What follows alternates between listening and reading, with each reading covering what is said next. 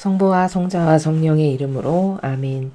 예수님과 어머니 하나 되신 성심을 통해 신성하신 하느님 아버지 피아세 나라에서 아버지께서 창조하신 천상천하의 온 우주 만물들과 그리고 이 지상에 남아있는 아버지께 속한 소수의 자녀들 그들과 함께 아버지 대전 앞에 엎드려 감사와 찬미와 영광과 흠숭과 존경과 사랑을 드립니다. 그리고 아버지만이 다스리셔야 할 모든 권리를 다다시 되돌려드리며 저희들의 자유의지가 자발적으로 원하여 인간적인 모든 것을 하나도 남김없이 다 끊어버려 아버지 대전 앞에 봉헌드리오니 사랑을 하느님 아버지 역겨운 인간의 자아 저희들의 인간의 뜻을 다 가져가시고 예수님과 성모님의 모든 아름다운 속성으로 저희들이 다시 태어날 수 있도록 축복하여 주옵소서. 그리하여 본연의 자신을 회복하고 예수님과 성모님의 본성으로 이 지상에서 아버지께 많은 사랑과 기쁨을 드리는 효용과 가치를 충분히 맺고 죽을 수 있는 그런 은총으로 축복하여 주시옵소서. 이 모든 기도 우리 주 예수 그리스도 이름으로 기도드리나이다. 아멘. 성부와 성자와 성령의 이름으로 아멘. 안녕하십니까? 하느님의 뜻 성교의 피아스녀입니다. 오늘은 민수기 21장의 내용을 학습할 차례입니다. 오늘 본문 내용을 함께 읽고 오늘의 내용에서 우리가 꼭 알아야 될 신적인 원리에 대해서 여러분들과 함께 학습해 보도록 하겠습니다. 민수기 21장 호르마를 점령하다, 구리뱀으로 백성을 구하다, 비스가 산에 이르는 행군 경로, 요르단 동쪽을 점령하다. 네겝에는 가나안 사람 아랏 왕이 자리 잡고 있었다. 그는 이스라엘이 아다림 길로 온다는 소식을 듣고 이스라엘을 쳐서 몇 명을 포로로 잡아갔다. 그래서 이스라엘은 주님께 맹세하였다. 이 백성을 우리 수중에 넘겨주십시오. 그러시면 우리가 이 도시들을 전멸시키겠습니다. 주님께서는 이스라엘의 호소를 들으시고 그 가나안 사람을 그들의 손에 붙이셨다. 이스라엘은 그들의 성읍들을 모조리 전멸시켰다. 그래서 그곳 이름을 호르마라고 부르게 되었다. 구리뱀으로 백성을 구하다. 그들은 에돔 지방을 피해가려고 호르산을 떠나 홍해 쪽으로 돌아갔다. 길을 가는 동안 백성들은 참지 못하고 하느님과 모세에게 대들었다. 어쩌자고 우리를 이집트에서 데려내 왔습니까? 이 광야에서 죽일 작정입니까? 먹을 것도 없고 마실 물도 없습니다. 이 거친 음식은 이제 진저리가 납니다. 그러자 주님께서는 백성에게 불뱀을 보내셨다. 불뱀이 많은 이스라엘 백성을 물어 죽이자 백성들은 마침내 모세에게 와서 간청하였다. 우리가 주님과 당신께 대든 것은 잘못이었습니다. 뱀이 물러가게 주님께 기도해 주십시오. 모세가 백성을 위하여 기도를 드리자 주님께서 모세에게 대답하셨다. 너는 불뱀을 만들어 기둥에 달아놓고 뱀에게 물린 사람마다 그것을 쳐다보게 하여라. 그리하면 죽지 아니하리라. 모세는 구리로 뱀을 만들어 기둥에 달아놓았다. 뱀에게 물렸어도 그 구리뱀을 쳐다본 사람은 죽지 않았다. 비스가 산에 이르는 행군 경로. 이스라엘 백성은 그곳을 떠나 오봇에 진을 쳤다가 다시 오봇을 떠나 모압 국경에 있다은 동쪽 광야에 이르러 하하바림 페어에 진을 쳤다. 다시 그곳을 떠나 세레드 게울에 진을 쳤다가 또 그곳을 떠나 아르논 강 건너편에 이르러 진을 쳤다. 아르논 강은 아모리인들의 지경에서 시작되어 광야를 지나 모압과 아모리 사이 모압 국경을 흐르는 강이다. 그래서 주님의 전쟁 사기에는 이런 기록이 있다. 수바에 있는 와헷 마을과 게울들 그리고 아르논 강은 아르 지방을 스쳐 구비구비 계곡을 따라 모압 국경을 끼고 흐른다. 그들은 그곳을 떠나 부엘로 왔다. 주님께서 모세에게 내가 물을 줄 터이니 백성을 모아오너라 하고 분부하신 곳이 바로 이 셈이었다. 이스라엘이 이런 노래를 부른 것도 그때였다. 샘물아 솟아라 너희들 샘물에 맞추어 노래 불러라. 홀과 지팡이를 가지고 지휘관들이 파고 백성의 귀족들이 터트린 셈이란다. 그들은 부엘을 떠나 마따나로 왔다. 마따나에서 나할리엘로, 나할리엘에서 바못으로, 바못을 떠나 광야가 굽어 보이는 비스가 산 꼭대기에 가까운 모압 지방 계곡에 이르렀다. 요르단 동쪽을 점령하다. 거기서 이스라엘은 아모리 왕 시온에게 전가를 보냈다. 우리가 당신의 땅을 지나가야 하겠으니 허락해 주십시오. 우린 밭이나 포도원에 들어가지도 않고 오물물도 마시지 않을 것입니다. 당신의 국토를 빠져나가기까지 우리는 왕의 큰 길로만 가겠습니다. 그러나 시온은 이스라엘이 자기 영토를 지나가는 것을 허락하기는커녕 온 백성을 동원하여 이스라엘을 치러 광야로 나왔다. 그가 야하스에 이르러 이스라엘에게 싸움을 걸었으나 이스라엘은 그를 칼로 쳐 죽이고 아르논에서 야복에 이르는 그의 땅을 차지하였다. 그러나 암몬 백성의 지경은 넘지 않았다. 암몬 백성의 지경은 수비가 튼튼하였기 때문이다.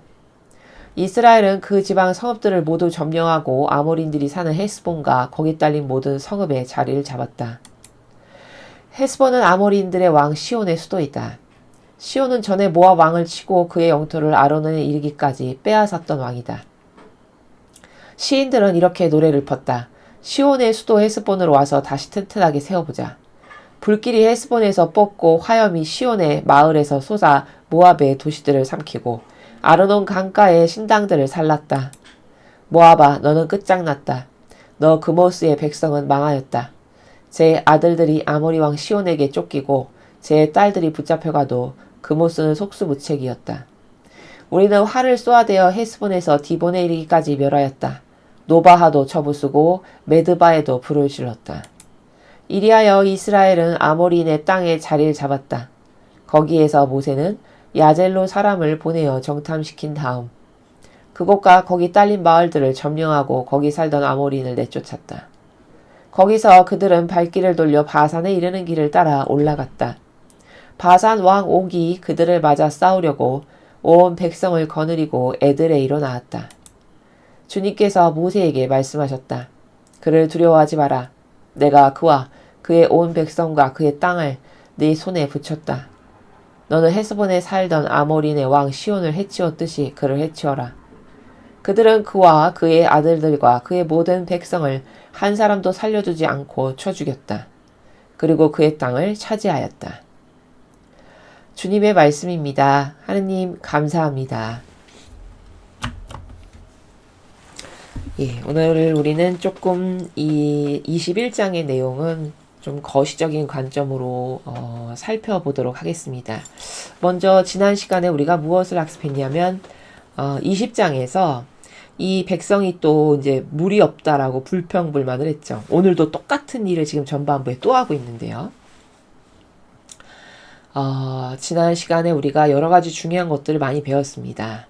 그 인간의 그 역겨운 자신의 뜻 있죠. 자기가 자기를 돌보는 스스로 자애심과 이기심으로 끊임없이 자기를 주장하는 이 자아라고 하는 이 역겨운 마귀. 그것 때문에 이스라엘은 이 앞에서도 한번 불평불만, 한 번이 아니죠 사실, 그쵸?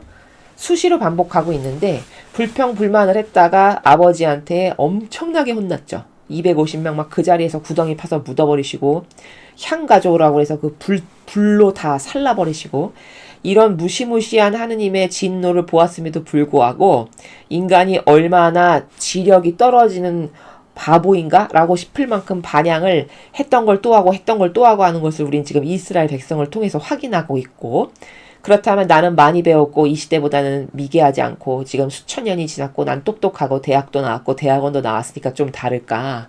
그렇지 않다 라는 거죠. 정직하게 자신을 돌아보면. 그 간단한 예가 우리가 뭐 고해성사를 보거나 할 때 보면 스스로 나를 성찰할 수 있는 어떤 그런 시간을 갖고 좀 돌아보면 나도 끊임없이 똑같은 것을 지속적으로 잘못하고 반복하고 있음을 양심의 손을 얹고 그렇다라고 인정할 수밖에 없는. 그러면 그러한 나나 이렇게 똑같은 불평불만을 하는 이스라엘이나 똑같다는 거죠, 수준이. 그럼 우리는 한평생 이런 부작용만 양산하고 마귀만 좋아지는 일을 하다가 죽을 건가? 내 인생이라는 거는. 그럴 순 없겠죠. 한평생의 이 짧은 인생에서, 그쵸? 최대한의 아버지를 위한, 그리고 진리를 위하고 선을 위한 극대화된 효용과 가치를 좀 이 지상에서 많은 열매를 맺고 죽는다면 그것보다 훌륭한 삶은 없을 텐데, 그렇게 하기에는 내 이 역겨운 인성과 내 기호정석 경향이라는 게 끊임없이 내 발목을 잡는 것이죠. 그렇다면 나는 여기서 도대체 벗어날 솔루션은 없는 건가? 이것에 대해서 우리가 지난 시간에 논의를 했고 결론을 짓기를, 그렇기 때문에 자기 자신을 죽여야 된다. 자기의 뜻, 자기 기호, 자기 의지, 자기 정서, 경향, 기타 등등. 즉 자아가 원하는 것은 무조건 다 궁극적으로 내 영혼이 좋아지는 것하고는 별개인 사실은 내 영혼을 패망으로 이끄는 것이기 때문에 그것에 절대 속지 말고 그것이 올라올 때마다 거부해야 된다. 그리고 내 의지가 그렇게 곧게 거부하는 가운데 예수님과 어머니께 끊임없이 봉헌을 드리면서 저를 도와주십시오. 저는 제 자아의 종으로 살다 죽고 싶지 않습니다. 저는 하느님의 뜻, 진리, 예수님과 성모님의 정신과 가르침과 모범 두 분의 속성, 그 아름답고 위대하고 고결한, 그래서 수많은 가치를 창출하시는 그 속성으로 이 한평생을 살다 죽고 싶으니 제발 저를 도와주십시오. 이 갈망의 기도를 끊임없이 하면 여러분이 진짜 진정성 있게 그것을 원하신다라고 했을 때 하느님은 그 진정성과 갈망의 수준을 보시고 은총을 주신다. 그럼 그 은총을 받았을 때나 나는 이스라엘 같이 똑같은 것을 안 할 수 있게 되는 거다. 이게 메커니즘이라고 말씀을 드렸죠. 이게 중요했고. 그 다음에 이제 지난 시간에 배운 것 중에 우리가 리더를 볼 때 어떤 관점으로 리더를 평가하는 것이 옳으냐라는 건데, 모세는 어떤 리더적 자질에 있어서 부족한 것이 있었길래 결과적으로 가나안 땅을 못 간 것인가 라는 것을 우리가 지난 시간에 학습했습니다. 예수님은 이렇게 말씀하셨어요. 어떤 사람이 대해서 평가를 할 때는 그가 맺은 열매를 봐라. 이렇게 말씀하셨거든요. 다윗을 왕으로 앉히기 위해서 사무엘 예언자를 파견하실 때 그 집에 다윗을 포함하여 아들이 굉장히 많았죠. 하나하나 만날 때마다 잘생기고 훤칠하고 그랬단 말이죠. 그래서 이 아들인가? 이 아들인가? 이러면서 하나하나 지나가는데 그럴 때마다 아버지께서는 그는 아니다. 그는 아니다. 계속 아니라고 했어요. 이 중에는 없소. 아버지께서 선택하신 사람이. 아들이 이게 다요. 했더니 그 아버지가 하나가 더 있는데 걔는 그냥 막내고 그냥 가서 양이나 치고 있는 그런 아이입니다. 이렇게 얘기를 하죠. 얼른 데려오시오. 그 아이가 오기 전까지 우리는 식사할 수 없소. 해서 오라고 했어요. 왔더니 다윗이 그 형들보다는 겉으로 봤을 때, 즉 형상적으로 봤을 때 그렇게 대단한 것이 하나도 없는 그냥 보잘것없는 소년이었는데 그 아이다. 얼른 부어라. 이렇게 해서 이제 그 다윗에게 기름을 부어서 장차 다윗이 왕이 되죠. 근데 그런 일련의 과정을 하실 때 아버지께서 뭐라고 말씀하시냐.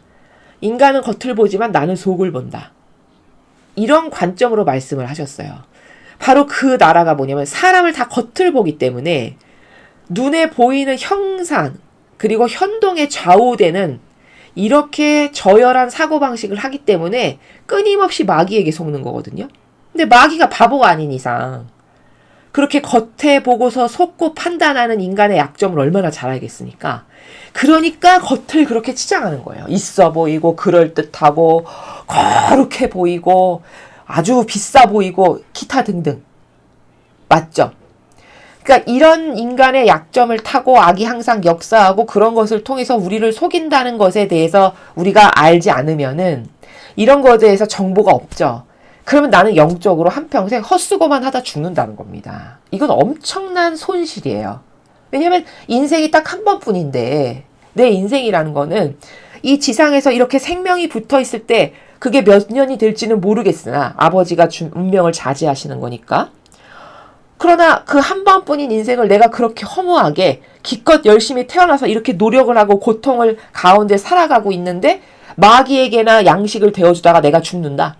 이거는 만약에 지금이나 우리가 이렇게 차원이 닫히고 갇혀서 이렇지 차원이 완전 다 열려서 온갖 본질적인 걸 다 보게 되는 그 나라에 가죠. 그러면 아마 많은 수의 사람은요. 혈압이 오를 거예요. 내가 왜 저렇게 살았던가에 대해서. 나는 한평생의 인생을 왜 저렇게 헛되게 헛수고만 하고 낭비만 했을까. 아주 원통할 겁니다. 그러나 이미 늦은 거죠. 바꿀 수 있는 기회가 없으니까요. 맞죠? 자, 좀 장황해졌는데 이야기가 다시 매듭을 해서 좀 중심으로 돌아오면 우리는 그렇게 겉에 치우치는 사고방식을 하기 때문에 어떤 나라의 대통령 하나를 뽑는 것도 교회의 장상이나 리더들 혹은 작은 소공동체에서 리더들도 다 반드시 필요하잖아요. 어떤 사람이 모이는 집합이 되면 반드시 거긴 리더가 있어야만 되는데 그 리더 하나를 뽑을 때조차도 기준이 없어요. 그러니까 누구를 리더로 뽑아야 될지에 대한 절대적 가치 기준이 없다 보니까 그냥 나에게 잘해주는 사람, 나에게 친절한 사람. 나하고 코드가 맞아. 어머, 비슷하네? 기호정사가 굉장히 비슷한데 친밀감이 느껴져. 이러면 뽑는다는 겁니다. 그렇죠. 대통령도 이런 식으로 해서 뽑는 거예요. 지금 이 나라 국민들의 수준이. 그러니까 마귀가 그 자리를 꿰차고 앉을 수밖에요. 맞습니까? 그렇잖아요. 왜냐하면 인간의 기호정서 경향은 다 마귀니까요. 그 유유상종의 기호정서 경향을 뽑으니 멀쩡한 선의 세력을 뽑겠습니까? 악을 뽑을 확률이 높겠습니까? 당연히 악을 뽑을 확률이 높겠죠. 그렇죠. 그러니까 진리를 모르면요. 그냥 인생 한평생 헛수고만 하다 죽는 겁니다. 고생은 그렇다고 고생을 안 하냐? 아니 고생하고 노력도 하고 똑같이 고통도 당하는데 어차피 당할 고통이고 어차피 행할 노력이고 다 누구나 그런 정도의 고통과 고생과 인내는 하고 사는데 맺는 열매는 완전히 다르게 되는, 진리를 아는 사람과 모르는 사람의 차이는 이 정도로 다르게 된다는 거죠. 납득이 되시죠? 그렇죠? 그러니까 진리를 배우는 게 너무 중요한 거고, 진리를 이렇게 하나하나 이 성경을 통해서 하느님 아버지께서 가르쳐 주실 때, 아, 저 원리가 저의 사고방식이 되게 해주세요. 마음속으로 얼른 기도를 하셔야 돼요.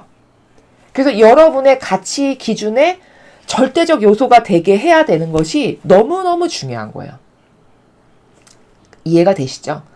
사람의 성공이라는 거는요, 돈, 명예, 절대 그런 게 아닙니다.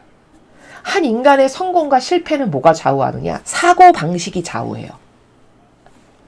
이해가 되십니까? 사고방식이 좌우하는데, 그렇다면 사고방식이 너무너무 중요한 거거든요. 근데 그럼 그 사고방식이 퍼펙트하고 올바른 것이어야 내가 그 퍼펙트하고 올바른 기준에 근거하여 선택도 하고 말도 하고 행동도 하고 이렇게 할 거 아니겠습니까? 그쵸? 근데 그럼 그 사고방식의 기준에 대해서 생각해보는 사람이 있을까요? 이 시대에 살아가는 사람 중에? 아마 없을걸요, 거의. 그냥 어디서 왔는지도 모르는 사고방식을 하고 살아갑니다. 어디서 왔는지도 모르는 기준을 따르고 살아가요. 막연하게. 그러다가 하면 40대고 50대고 60대고 70대고 90대고 이제 죽음을 맞이하는 거거든요. 그쵸? 이런 게 인생이, 한평생의 사람의 인생이라는 게 그냥 대동소이한 이런 범주죠. 그쵸? 이러면 너무 아깝다는 거예요. 우리를 그렇게 살다 죽으라고 창조하신 게 아니기 때문에. 자, 그래서 내 안에 진리에 근거한, 즉 예수님과 성모님의 정신과 가르침과 모범에 그 근거한 절대적 가치 기준이 내 것이 되게 하는 것은 제 생각에는요, 목숨보다도 중요해요. 저에게 누가 목숨과 진리 중에 넌 어떤 걸 선택할래? 그럼 전 진리를 선택할 겁니다. 목숨 잃는 건 두렵지 않아요. 진리를 놓치는 건 절대 놓치고 싶지 않아요. 여러분도 그렇게 되셔야 된다는 겁니다. 그래서 그 가치 기준의 절대적 척도가 지금 우리나라 국민이 한 5,200만 정도 되는데 5,200만 명이 다 진리에 근거한 가치 기준으로 평가하고 생각하고 말하고 행동한다고 생각해 보십시오. 이 나라는 인류 국가 됩니다. 안 그러겠습니까? 그쵸? 근데 그렇지 않으니까 수많은 선조들이 피와 땀으로 이 나라를 이렇게 건국을 어렵게 해놨는데 이렇게 순식간에 빨갱이가 점령하고 저렇게 마귀 세력이 다 점령하고 이렇게 돼도 하나도 반감도 안 들고 거기 항거해야 되겠다라고 하는 어떤 굳은 결이나 의지도 안 나올 만큼 유약하고 나약하고, 혹은 내가 뭐 굳이 왜 그렇게까지 해, 그렇다고 나에게 돈이 떨어지는 것도 아닌데, 이 정도로 그저 근시안적인 이기심과 자애심 밖엔 없고, 이렇게 저열하게 살아도 하나도 그런 자신에 대해서 불만족스럽지 않은, 이게 이 시대의 큰 병폐고요. 그게 그렇게 살다 죽는 게 자기에게 절대 이득이 되지 않는다라는 거예요. 자, 그러면 리더적 자질의 절대 가치의 기준은 뭘까요? 희생하는 자예요. 어떤 공동체에 20명이 있는데 그 중에 가장 많이 희생하는 누군가가 있죠. 그럼 그 사람이 리더를 해야 돼요. 맞습니까? 그러면 그 공동체는 절대 망하지 않아요. 이해가 되시죠? 이게 기준이에요. 제가 지금 말한 리더적 자질의 여러 가지 기준이 있는데 그 중에 딱 하나를 말씀드린 거예요.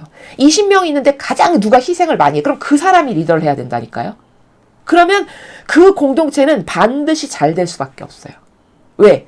그 사람이 솔선수범해서 뭐든지 희생적으로 할 거니까. 그러면 그 공동체 안에 있는 나머지 19명이 어떻게 변화되는지 아세요? 그 리더를 보고 감화가 돼요. 그래서 우리 리더도 저렇게 열심히 하는데 나도 희생해야 되겠다. 이렇게 된다니까요. 바보가 아닌 다음에는. 그러면 그렇게 돼서 그 공동체가 변화되는 거예요. 사고방식이 저열했었어도 올바른 리더를 하나 딱 뽑아놓죠. 그러면 그 리더가 하는 모범적인 행동에 감동을 받고 감화가 되고 멋있어 보이잖아요. 그럼 그걸 따라하게 돼 있어요. 아래 사람들은. 그러면서 그 전체가 좋아지는 겁니다. 이게 공동체가 살아남는 비결이에요. 이해되시죠? 근데 리더를 어떻게 뽑나요? 제가 좀 전에 말씀드렸죠. 나한테 잘해주는 사람, 내 기회에 입안에 혀처럼 부는 사람, 나에게 특별하게 뭘 더 많이 주고 선물도 주고, 친해 우리. 이러면 뽑아요. 그쵸? 내 기호가 진리인가요?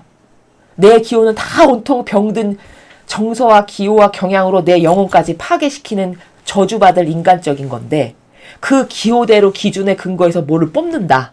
이거는 스스로 지옥으로 걸어가는 길이죠. 그럼 이런 가치관이 마인드가 있냐? 요즘 세상을 살아가는 사람들한테 그렇게 많이 배웠고 똑똑하다는데 없잖아요. 다 이기적인 자기밖에 없잖아요. 그러니까 망하는 거예요. 이해되시죠? 그러면 이렇게 지금 리더적 자질에 여러 가지 고려해야 될 것이 있는데 그중에 저는 그냥 하나 정도 말한 거예요. 희생. 희생하는 사람이 있으면 거긴 망할 수가 없어요. 그리고 그 사람이 리더가 되죠. 제가 장담하는데 그 공동체는 잘 될 수밖에 없어요. 아랫사람이 양심에 찔려서라도 자기밖에 몰랐던 사람도 양심에 찔려서라도 서로 이렇게 쳐다보니까 저 사람도 희생하고 이 사람도 희생하고 우리 리더는 그냥 희생의 대표주자고 나도 이러면 안 되겠다. 이렇게 된다니까요. 그러면 서로가 서로를 위해서 희생하니 얼마나 그 공동체가 양질의 공동체가 되겠습니까? 맞죠? 이런 거예요. 이게 가치 판단의 기준이라는 거거든요. 성경에 근거한. 그럼 예수님과 성모님을 보세요. 온통 희생밖에 없으셨어요. 희생의 결정체가 예수님이고 성모님이세요. 맞죠? 그러면 늘 예수님과 성모님의 정신과 가르침과 모범이 진리고 퍼펙트한 거기 때문에 딱 보면 리더는 저런 리더여야 되는데 예수님은 온통 희생만 하셨으니까 우리도 희생하는 리더를 뽑아야 되겠구나. 이렇게 진리를 자기에게 대입시켜야 되는 거거든요. 어떤 결정을 할 때도. 그렇죠? 성모님을 보세요. 그 아름다운 유일성은 요셉 성인이 그 자신의 소공동체인 가정의 가장이라는 이유만으로 절대 순종하셨어요. 부족한 인간인데. 그쵸? 굳이 좀 너무 얄팍하지만 우월성을 따지자면 성모님이 훨씬 우월하셨겠죠. 은총의 바다로 탄생하신 분이니까. 그런데도 불구하고 본인의 우월성을 한 번도 남편 앞에서 요만큼이라도 그걸 티내거나 의시되거나 너보다 낫다라고 하는 배아를 갖고 있거나 이런 것 자체가 없으시고요. 그 부족한 요셉 성인에게도 항상 순종하셨고요. 그리고 그 요셉 성인이 어떤 것에 대해서 괴로워하고 힘들어하시면 자기 아픔보다 더 아파하셨어요. 이게 바로 아름다운 유일성이 살아가야 될 정신세계의 나라거든요. 그럼 이런 것이 어마어마하게 많으니까 은총의 바다예요. 성모님이 가지고 계신 수많은 아름다운 속성들이. 이루 말할 수 없으니까 바다겠죠. 그렇죠? 이런 은총의 바다를 다 가지고 계신 분이 성모님이세요. 그러니 얼마나 배울 게 많고 그 어머니의 속성으로 제가 변화시켜달라고 서두에 맨날 기도를 드리죠. 그래서요. 그런 이유 때문에. 그러니까 이 강의를 듣는 모든 유일성 여러분들은 그 성모님의 속성으로 저를 변화시켜 주십시오. 이게 비전이 되셔야 돼요. 정말 그리고 그게 비전이에요. 우리는요. 무질서해서 지금 이 시대를 살아가는 많은 여성들은 여성의 위치가 뭔지를 몰라요. 질서에서 벗어난 지가 오래됐어요. 근데 그게 어떤 요인 때문에 그렇게 된 거냐면 잘 살게 되고 부자가 되고 그리고 여성 인권 신장 이런 어떤 카발이 뿌려놓은 문화가 들어오면서 여성의 어떤 주장하는 권리나 목소리가 커졌거든요. 자, 그런데 제가 그 주장이나 목소리가 커진 게 잘못되고 나쁘다라는 말이 아니라 여성은 여성이 살아가야 될 나라의 위치가 있어요. 그럴 때 가장 아름다운 거고 그게 가장 창조된 목적에 맞는 거거든요. 그게 하와에게 아버지가 설정하신 값이에요. 근데 그 값을 벗어나죠. 그럼 그게 아무리 대단하고 위대하고 좋은 거라고 해도 마치 이런 거죠. 맞지 않는 옷을 입은 것과 같이 되는 거예요. 내가 여성인데 남자 옷을 갖다가 입어. 그러면 어딘가 이상하죠. 어색하고요. 마치 그런 거와 같이 질서를 벗어난다라는 건 절대 본인에게 좋아질 리가 없는 건데 요즘의 여성들은 그렇게 목소리 크게 내고 내가 좀 센 여자처럼 뭔가 발언하고 그러면은 그걸 좋게 여겨요. 근데 여러분 절대 그런 게 아닙니다. 거기에도 오해가 너무너무 많아요. 제가 이런 것을 여러분의 일상생활에 밀접한 것을 하나하나 다 객관화를 해서 말씀을 드리려면 진짜 몇 시간을 이야기를 해야 될 말씀이니까 이게 자꾸 끊어지는 건데 왜냐면 이 주제에서 자꾸 벗어나기 때문에 어쨌든 간에 이렇게 우리는 진리에서 벗어나면 다 부작용이라는 걸 제가 지금 입증하고 싶은 거거든요. 여러분이 납득이 하실 수 있을 만큼 그렇게 부작용인 거고 그게 절대 자기에게 좋아지는 것도 아니며 자기 영혼에게 맞지도 않는 옷이고 그렇게 살아간다고 해서 사랑을 더 많이 받을 수 있는 건 절대 아니에요. 그러니까 성모님이 어떻게 살아가셨는가를 보고 성모님이 살아가신 나라에서 나도 살아가야지 이 계획을 가진 것만이 가장 영혼에게 좋은 거예요. 남성이라면 예수님이 어떤 리더였고 어떤 모범을 보였고 어떻게 수하의 사람들을 이끄셨는지 내가 저 리더십을 배워야지 하는 게 남성에게는 가장 퍼펙트하게 좋은 알맞는 옷, 딱 맞는 옷을 입은 거게 되는 거거든요. 그러니까 이런 마인드도 여러분이 평상시에 가지고 계셔야 된다라는 거고요. 다시 돌아와서 그렇다면 리더적 자질이라는 건 뭐냐. 아까 수많은 자질 중에 하나 희생을 이야기했어요. 근데 이 20장의 내용에서 국한해서 모세에게 또 국한해서 부족함을 이야기한다면 모세는 자발적인 게 좀 떨어졌어요. 많이. 그러니까 자발적이라는 거는 이런 거예요. 자식도 굉장히 어렸을 때 유아일 때는 하나하나 부모가 다 시키는 거. 뭐뭐 해라 이렇게 해야 된다 저렇게 해야 된다. 그런 거 말만 잘 들어도 이쁘죠. 그쵸? 근데 그 자식이 대학을 가고 장성해서 직장인이 됐어요. 그때도 부모님이 하나하나 일일이 다 이건 이렇게 해야 되고 저건 저렇게 해야 되고 이렇게 말을 해야지만 듣고 그걸 한다는 건 그거는 불구자예요. 그렇죠? 그러면 그 정도로 장성하면 그때는 어떤 사고방식으로 그가 성숙되어 있어야 될까요? 아버지 일이 내 일이야. 우리 어머니 일이 내 일이야. 우리 가정에 돌아가는 어떤 시스템이나 문제거리가 있어. 그럼 그게 내 문제거리고 나의 일이야. 내가 짊어져야 해. 이렇게 마인드를 갖는 게 성숙한 거죠. 나이가 들면. 그쵸? 마치 그런 것처럼 이 리더라는 것도 하나님하고 완전히 하나 된 가운데 성숙된 리더라는 거는 가만히 있어봐. 하나님 아버지께서 뭘 지금 가장 급하다고 생각하실까? 아버지께서 지금 이 백성에게 가지고 계시는 마음이 어떤 걸까? 아버지께 이 백성이 이렇게 좀 더 잘해드렸으면 좋겠다. 이런 걸 하자고 해야 되겠다. 이렇게 주도적으로 나서서 하느님께서 기뻐하실 만한 거 아버지의 근심거리를 내가 짊어지고 같이 고민하고 아버지 제가 이걸 이렇게 해서 해결하겠습니다. 도와주십시오. 이렇게 하는 게 훌륭한 리더겠죠.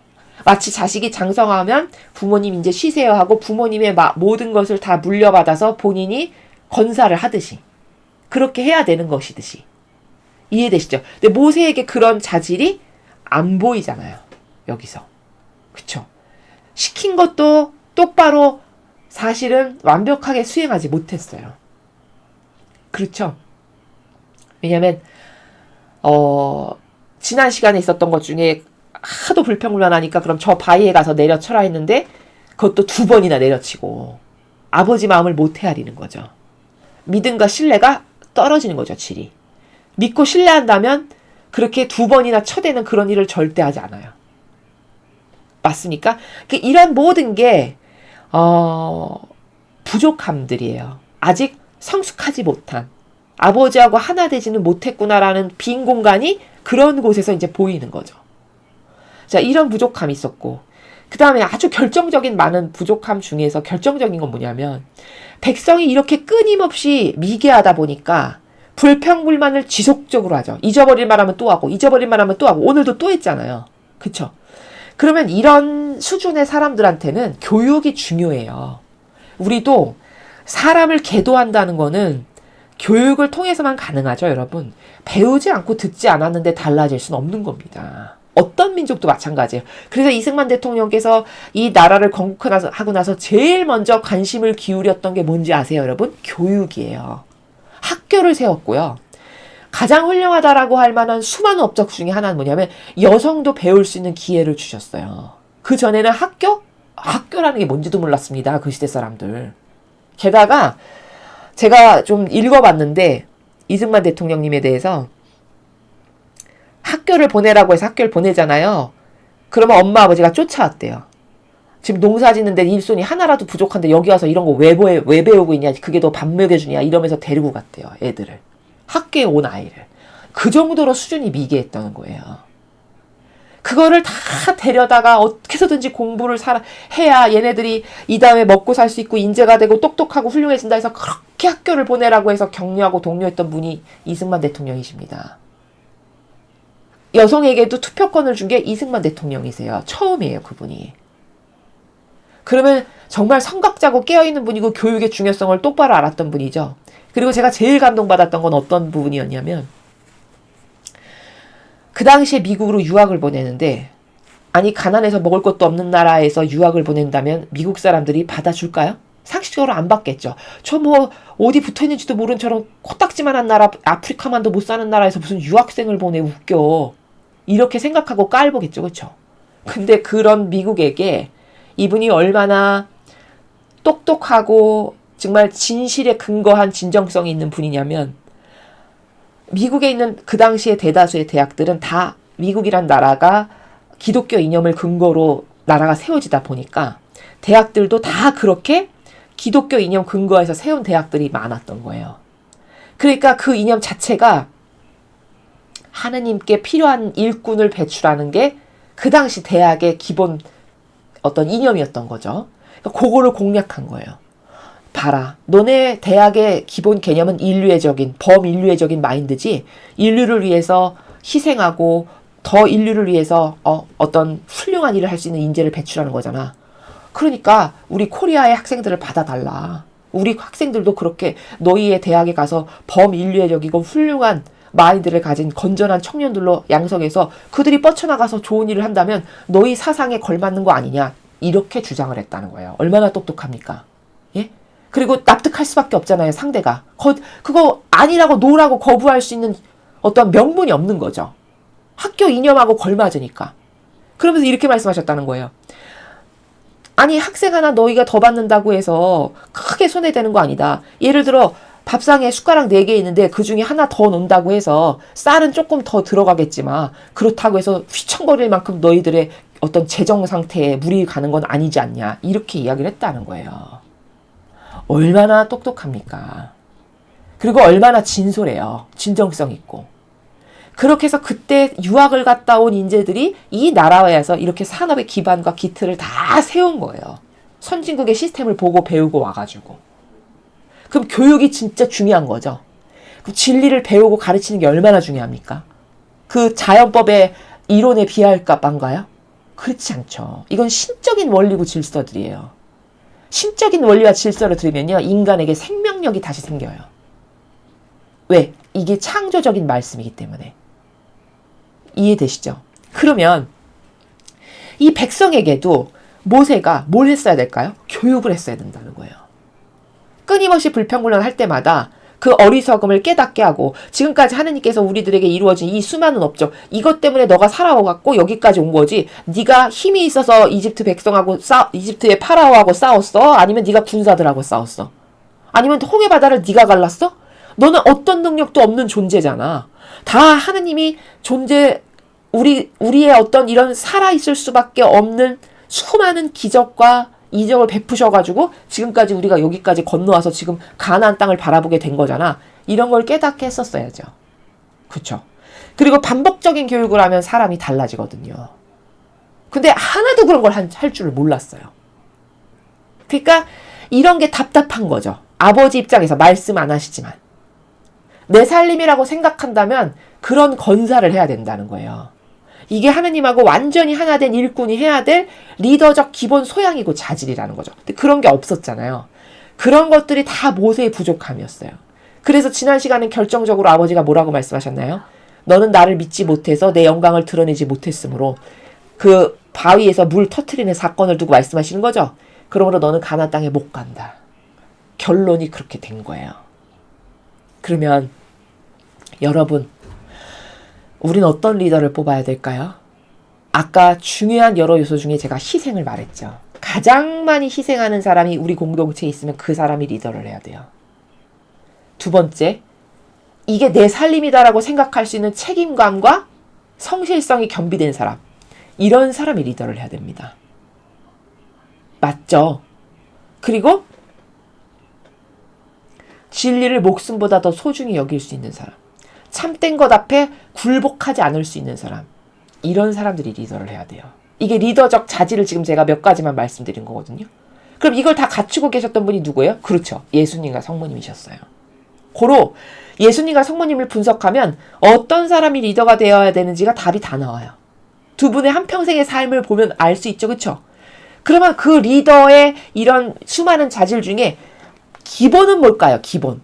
그렇죠. 자기를 돌보지 않는 사람. 이게 이 일은 이와 같은 가장 기본 중에 기본이에요. 일단 자기의 사욕과 욕망을 챙기려는 야욕이 있고 자기를 돌보는 게 있다. 일단 이 사람은 리더를 하면 안 돼요. 무조건 걸러야 돼요. 그렇지 않는데 그 사람이 리더가 됐죠. 그럼 나라도 망하고요. 어떤 공동체도 반드시 망해요. 그가 거기서 다 불법을 자행할 테니까.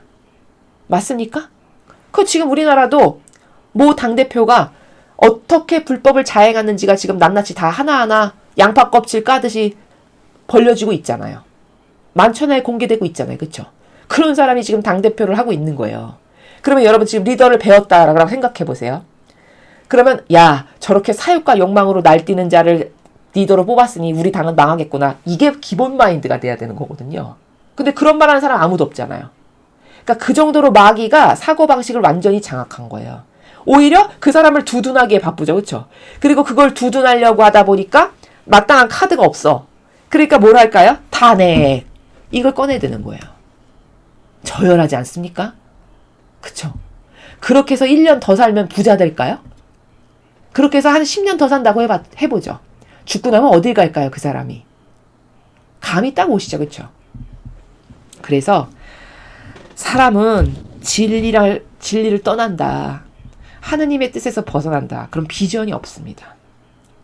그래서 얼마나 진리를 우리에게 가르쳐 주시는 하나님께 감사드려야 하는지. 그리고 진리가 진짜 목숨줄, 생명줄보다 더 중요한 거구나. 왜? 그 진리 없으면 나도 이렇게 못에 부족한 부분 그냥 그대로 답습할 수밖에 없고요. 나도 이스라엘 백성처럼 맨날 저렇게 불구자적인 불평불만을 끊임없이 죽는 그날까지 할 거고요. 그럼 모든 효용과 가치는 다 떨어지겠죠. 내가 지금까지 했던 수많은 것들에. 그럼 한평생의 삶이 죽을 때가 임박해서 이렇게 돌아보면 나는 한평생 뭘 했나. 그저 나를 위한 것만 하다 죽는구나. 이렇게 하면서 눈물 흘릴 수밖에 없게 되는 겁니다. 이렇게 살다 죽으면 안 되겠죠, 우리가. 그래서 리더적 자질의 부족함이 뭐였냐. 아버지 뜻이 내 뜻이다라고 일단 교회의 리더다. 그럼 아버지 뜻이 내 뜻이다. 그럼 아버지 뜻이 내 뜻인데 거기 내 걸 뭘 주장한다? 주장하는 것 자체가 에러예요. 난 아버지 뜻으로 안 산다는 반증이에요. 맞죠? 근데 거기다가 모자라서 자기 기호정석 경향을 남에게 말하고 강론대 위에서 강요까지 한다.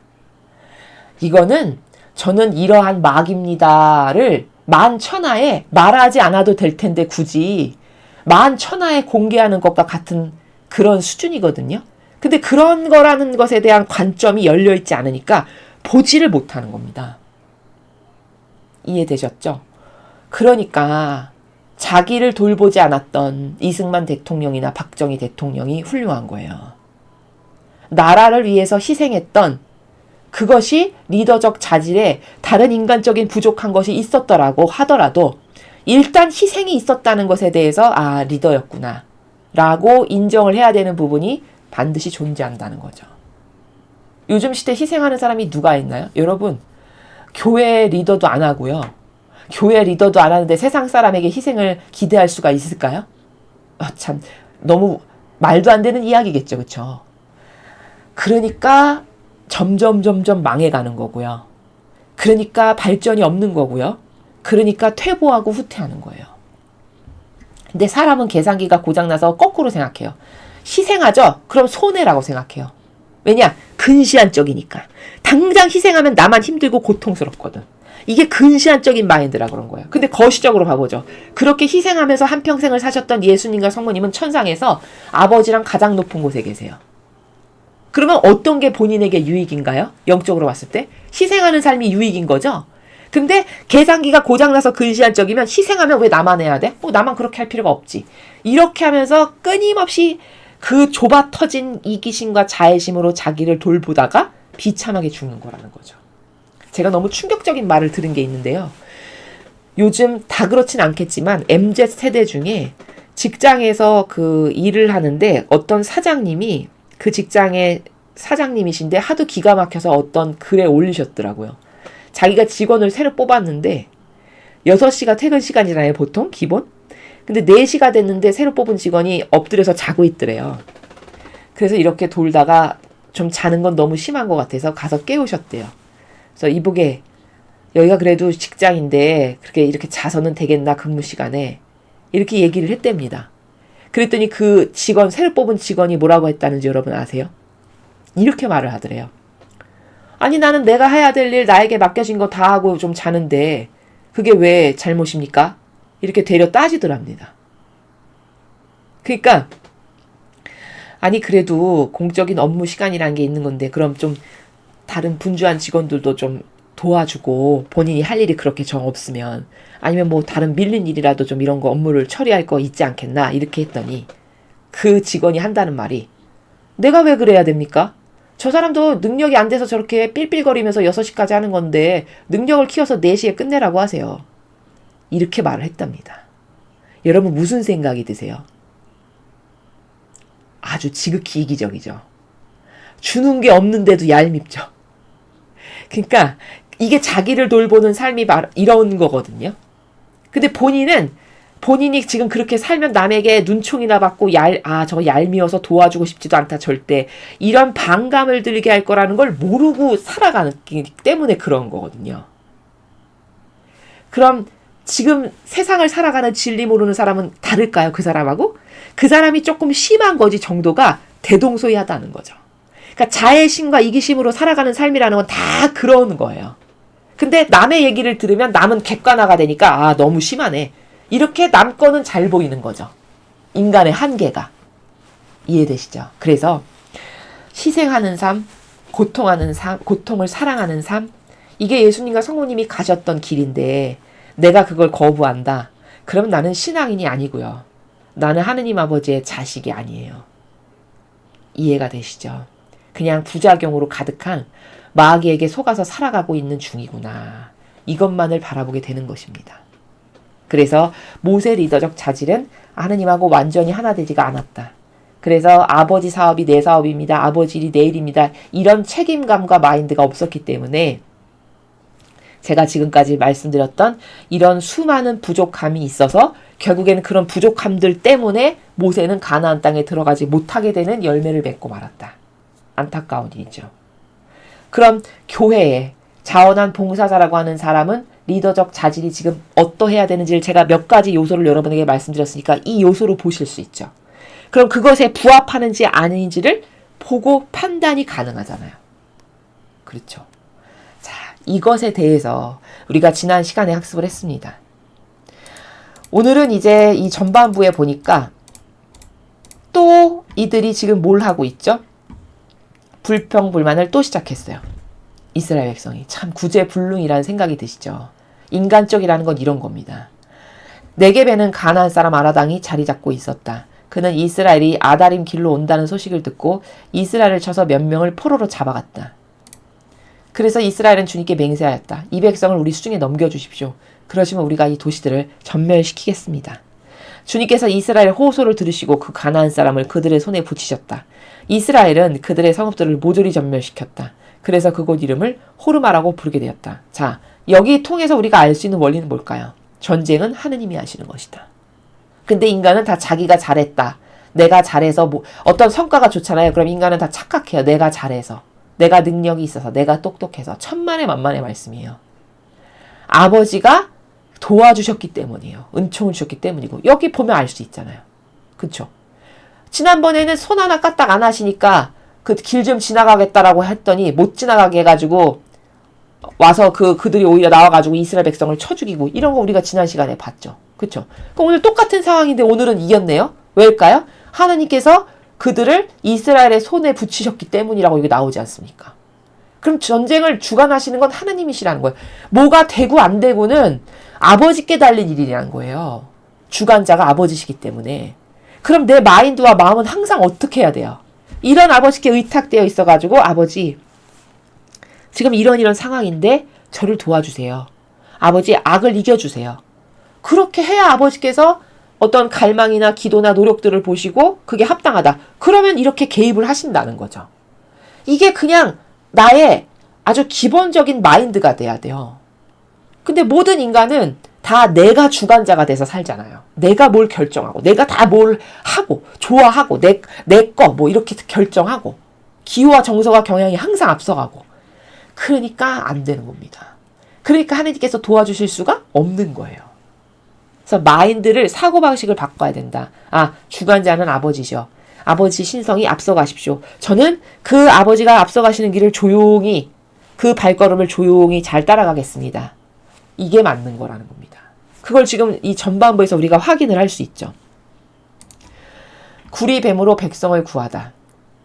그들은 에돔 지방을 피해가려고 호르산을 떠나 홍해 쪽으로 돌아갔다. 길을 가는 동안 백성들은 참지 못하고 하느니가 모세에게 대들었다. 또 시작됐죠. 그쵸? 불구자적인 수준이에요.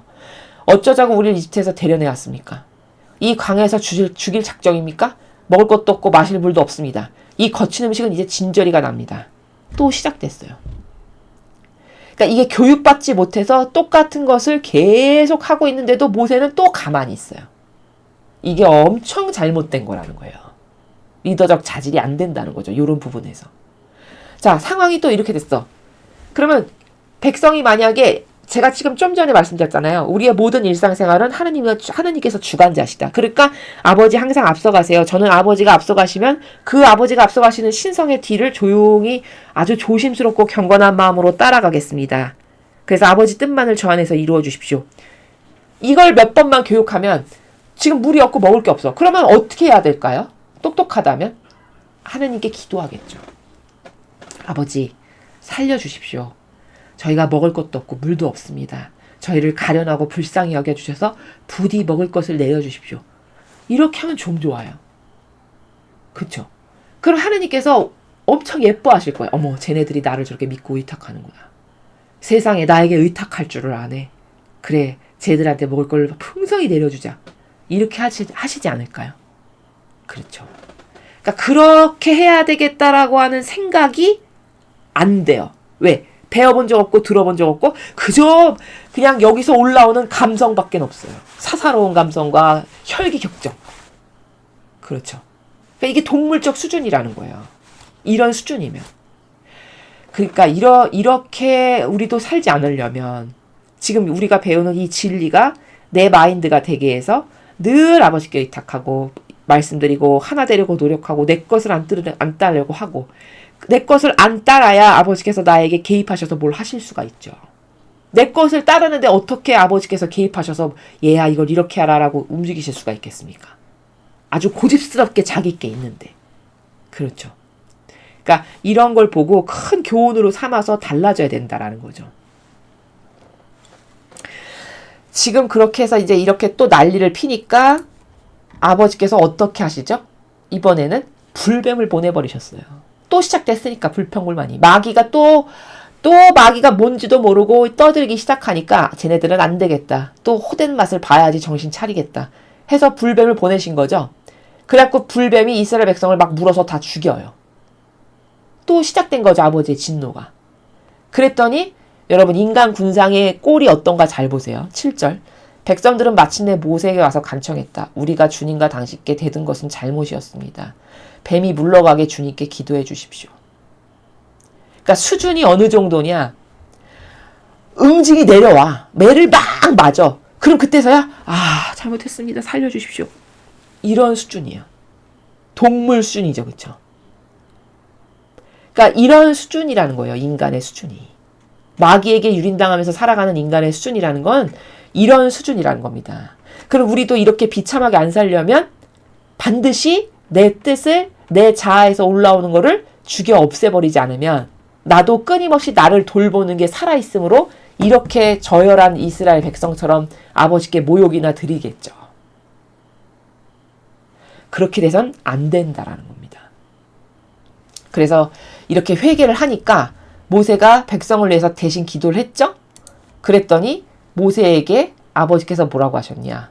너는 불뱀을 만들어서 기둥에 달아놓고 뱀에게 물린 사람마다 그걸 쳐다보게 해라. 그러면 죽지 아니할 거다.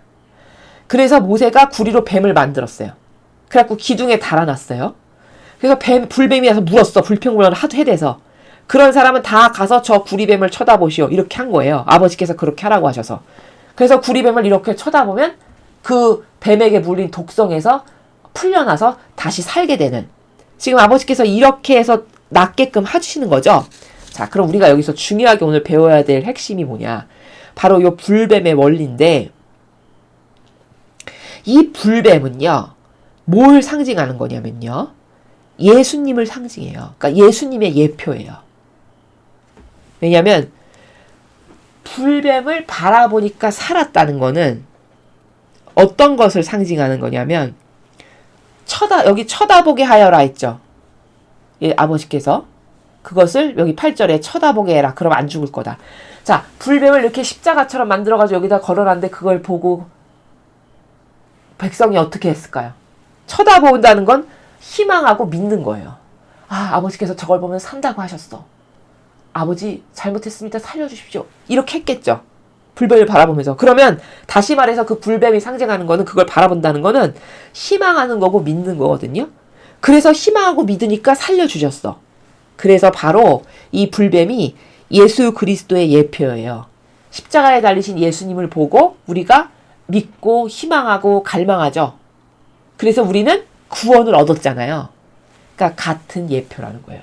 예수님 덕분에 우리가 다시 새 생명을 얻고 기회를 얻게 됐고 구원을 얻게 되었듯이 구리뱀을 쳐다보고 갈망했더니 다시 살아났죠. 그러니까 예수님의 예표죠.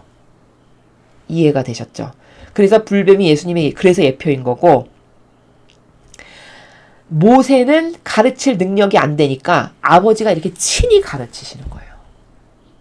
이렇게 매달아서 이렇게 해라. 쳐다보면 낫는다고 해라. 모세는 그냥 단순히 전달자만 지금 하고 있어요. 아버지께서 이렇게 해라 하니까.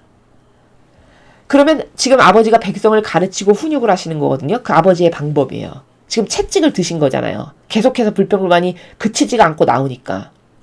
그러면 지금 백성의 입장에서는 어떤 교육이 될까요? 아, 이 경험, 이런 짜릿짜릿한 경험들을 통해서 하느님을 배우게 되는 거죠. 아, 하느님께 불평불만하니까 이렇게 혼났어. 한 번 가르치니까 인메모리가 안 돼서 반복적으로 그러죠. 그럼 반복적으로 맞아야죠. 그렇죠. 그러니까 지난번에도 혼났는데 그걸 또 다 까먹고 또 이상한 소리 또 하니까 아 그래? 어쩔 수 없지. 또 응징. 만약에 이랬는데 다음에 또 나와 불평불만. 그럼 아버지는 어떻게 하실까요? 또 응징. 왜 그래서 이런 말 있죠.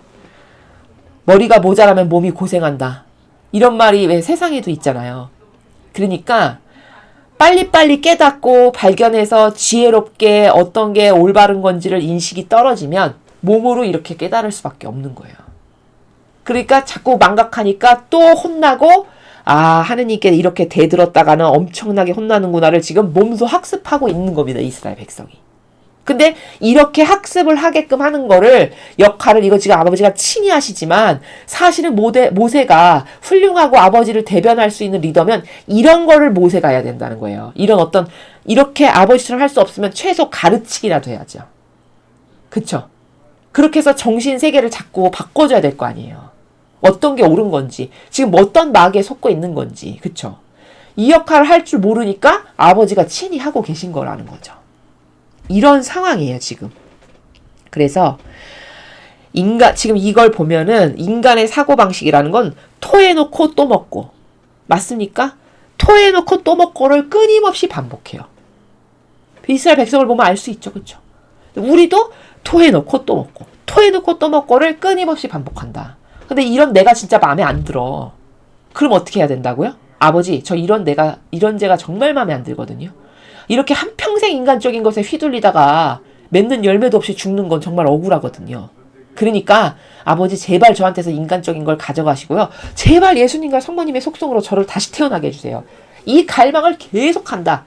그럼 그 갈망의 크기나 진정성을 보고 하느님께서 아 쟤는 진짜 원하는구나 해서 은총을 싹 넣어주시죠. 그러면 그때 똑바로 반영할 수 있게 되는 이런 메커니즘이라고 제가 반복해서 말씀을 드리는 거예요. 제가 반복해서 말씀드리는 건 중요하기 때문이고요. 중요한 것은 여러분의 것이 되게끔 하시라고 계속 강조를 해서 말씀을 드리는 겁니다. 자, 오늘 중요한 건 이 불뱀에 대해서 깨닫는 거다. 예수님의 예표다라는 걸 깨닫는 건데 이 전체를 통해서 우리가 바라봐야 되는 어떤 거시적 원리가 있어요. 그게 뭐냐면 지금 이스라엘 백성의 이런 여정들 있잖아요. 이집트에서 나와서 가나안 땅을 가기까지의 중간에 이런 잘못된 반향으로 혼돈하고 죽기도 하고 또 다시 잘못했습니다. 다시 기회를 주시고 이런 일련의 반향들 있죠. 그리고 일련의 여정들. 이거는 인류의 전체를 나타내는 한 부분이에요. 무슨 말이냐? 어떠한 한 영혼이 이 세상에 태어났다가 천상으로 올라가기까지에는 많은 과정이 수반되고 동반되죠. 그쵸? 그러면 천상으로 돌아가기까지의 일련의 다양한 과정들의 예표를 지금 우리는 이스라엘 백성을 통해서 보고 있다라는 거예요. 그럼 이스라엘 백성이 잘하기도 하고 못하기도 하고 우리도 마찬가지잖아요. 똑바로 반향했다가 잘못해서 또 혼나기도 하고 그런데 다시 다 죄를 해서 갈망을 하고 배상보석을 하면 또 용서를 해주시고 이런 과정이 다양하게 존재하죠. 우리는 지금 이스라엘 백성의 이 가나안 땅을 가는 여정을 보면서 한 인간의 그렇게 천상으로 돌아가기까지의 일련의 과정의 예표를 보고 있는 거다. 지금 이스라엘 백성이 이렇게 광야에서 똑같은 곳을 뺑뺑 돌면서 온갖 고생을 하는 거는 배상과 보속을 하는 거를 보고 있는 거다. 그러므로 나도 이 지상에서 내 죄 때문에 그리고 내가 조금 더 거시적 관점이 있는 사람이라면 나라가 지은 죄 혹은 내가 사랑하는 사람의 지은 죄까지도 내가 대신 배상과 보속할 수 있는 이런 성숙한 마인드로 배상과 보속의 다양한 것들을 다 내가 한 다음에 그 다음에서야 죽고 나면 천상의 나라에 갈 수가 있는 거다라는 겁니다. 그 과정을 지금 우리가 이스라엘 백성의 여정을 통해서 보고 있는 겁니다. 자, 그리고 또 하나 조금 더 이것보다 약간 버전 업해서 말씀드릴 건 뭐냐면 과거에는 여기 지금 보시다시피 이렇게 모세나 어떤 특정한 예언자들을 딱 정해놓고 찝어놓고 그들에게만 말씀하시면서 이끄셨어요. 인류를. 그런데 지금은 어떤 시대냐면 지금 시대는 우리 각자, 여러분 각자의 마음 안에서 예수님과 성모님과 아버지께서 함께 사시는 것이 가능한, 그 구현이 가능한 영성의 시대예요, 지금은. 그 정도로 발전된 시대예요. 저는 모르겠는데요. 그거는 여러분이 한 번도 그런 걸 지금까지 구현해보지 않았기 때문에 되게 막연하고 사실은 말씀하셔도 여러분이 못 듣는 거예요. 왜 못 듣냐? 여러분의 자아가 너무 세서. 이해되시죠? 내 자아가 온통 가로막았기 때문에 아버지께서 아무리 내 안에서 말씀하셔도 안 들리는 이런 상태일 가능성도 많아요. 많은 영혼들의 수준에서는. 근데 그 자아를 자꾸 걷어내잖아요. 버리고 반복적으로 하죠. 그러면 언젠가부터는 들려요. 아버지가 말씀하시는 거 이끄시는 게. 예수님과 성모님의 말씀이 들리기 시작해요. 자아가 자꾸 많이 죽어 없어지면. 힘을 못 쓰게 되면. 근데 그때까지는 어떤 일련의 이것도 과정이 필요하잖아요. 오늘 당장 여기 딱 한다고 해서 되는 게 아니잖아요. 지금까지 내가 한평생을 자아를 왕처럼 모시면서 살았으니. 그렇죠? 자, 요런 과정이 있다라는 걸 전제로 이해를 해야 되는 거고, 그렇지만 지금 시대는 우리 마음 안에서 말씀을 하시는 시대다. 그런데 이 은총이 그러면 구약시대는 이렇게 특정한 예언자를 통해서 말씀하시고 이 사람이 그 매개체요, 스피커요, 전달자로서 역할을 하면 백성은 이제 그의 말을 통해서 아버지 뜻을 알고 따라갔어요. 근데 지금은 각각 개개인이 다이렉트로 아버지와 함께 살아가는 나라란 말이에요. 그럼 엄청나게 발전한 거죠. 그렇죠? 아주 비약적인 발전이거든요. 근데 이게 어떻게 가능한 거냐 그러면 지금이 아버지께 인류가 반향을 잘해서 그런 거냐 똑바로 잘 살아서 그런 거냐 절대 아니에요. 여러분 이스라엘 백성보다 지금 사람들이 더 악독해요. 여러분도 아시다시피 지금은요 악독하기가 얼마나 마귀가 교묘하고 유리한지 몰라요. 그리고 교묘하고 유리한 탈을 쓰고선 마귀가 활동하기 때문에 대다수의 사람은 마귀인지를 몰라요. 그렇죠? 그러니까 더 이때보다 나빠진 거죠, 영적 상태가. 근데 어떻게 그렇게 비약적인 발전의 영성 시대를 지금 우리가 살아가는 거냐? 그건 순전히 예수님 때문이에요. 왜냐? 예수님께서 오셔서 온갖 종류의 모든 인류의 죄악을 배상과 보속을 다 하셨단 말이에요. 그쵸? 그렇게 해서 용서를 받았단 말이에요. 대청소를 한번 싹 하신 거죠, 다시 말하면. 그랬기 때문에 우리들에게 구원의 기회도 생긴 거고 그 배상과 보속을 아버지가 받으셨기 때문에 함께 살아갈 만큼의 업그레이드된 차원의 영성의 세계의 문을 열어주신 거다라는 겁니다. 그러니까 누구에게 감사해야 되는 거예요? 예수님에게 그래서 감사를 드려야 되는 거죠. 이해가 되시죠? 지금 이런 차원의 나라에서 살아가고 있다. 그러니까 이런 엄청나게 놀라운 비약적인 영성의 발전 시대를 살아가고 있는데 내가 아직도 내 자아에나 갇혀서 그저 나나 돌보는 전전긍긍하는 나라에서 산다면 이건 아까운 거라는 거예요. 너무너무 영혼에게 아까운 거죠. 죽고 나서는 더더욱 후회할 거고. 그래서 제가 여러분에게 강조해서 말씀드리기를 자기 뜻을 자꾸 버리고 반복적으로 지속적으로 계속 기호정서 경향을 버리고 끊임없이 하느님께 청원을 드려라. 저도 아버지랑 함께 살고 싶습니다. 저도 예수님과 어머니와 함께 살고 싶습니다. 함께 살아가는데 필요한 다양한 은총으로 저를 축복해 주십시오. 이렇게 여러분이 정말 그것을 원하신다면 진정성의 나라에서 갈망하십시오. 그러면 아버지는 다 들어주세요. 때가 되면 성모님은 다 들어주십니다. 그 때를 인내하면서 끊임없이 갈망할 수 있냐? 요게 관건이 되겠죠. 이해되시죠? 그래서 지금은 피앗의 자녀로 살아가는 그 차원의 경지가 무엇인지를 오픈하신 시대예요. 그래서 천상의 책이 있는 거거든요. 천상의 책은 사실 고도적인 영성의 나라예요. 그러니까 읽어도 몰라요, 사실은요. 읽어도 그게 추상이나 직관이 되기에는 이런 성경의 기본적인 핵심적인 원리도 모르기 때문에 사실 읽어도 모르는 수준의 차원 높은 나라거든요. 그래서 여러분에게 이제 그런 해설이 필요한 거고 설명이 필요한 건데 그 천상의 책을 통해서 예수님께서 가르쳐 주시는 정신세계는 지금은 피앗의 차원의 나라에서 살아가는 그런 시대예요. 그러니까 그런 피앗의 차원에서 살아가려면 내 안에 아버지가 함께 계시고 모시면서 살아가야 되는 게 기본이 돼야 되고요. 아버지가 원하는 것이고 내가 원하는 거다. 아까 리더도 그런 자질의 리더를 뽑아야 된다고 제가 말씀드렸죠.